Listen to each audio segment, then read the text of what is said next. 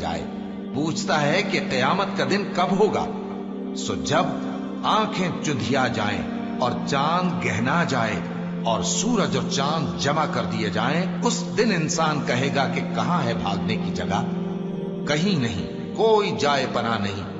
اس روز تمہارے پروردگار ہی کے پاس تمہیں جا ٹھہرنا ہے۔ اس دن انسان کو جو عمل اس نے آگے بھیجے اور جو پیچھے چھوڑے ہوں گے سب بتا دیے جائیں گے۔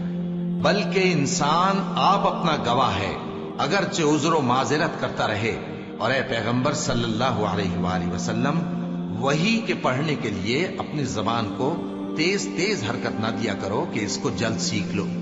اس کا جمع کرنا اور پڑھانا ہمارے ذمے ہے۔ سو جب ہم اسے پڑھا کریں تو تم اس کو سنا کرو اور پھر اسی طرح پڑھا کرو۔ پھر اس کے معانی کا بیان بھی ہمارے ذمے ہے۔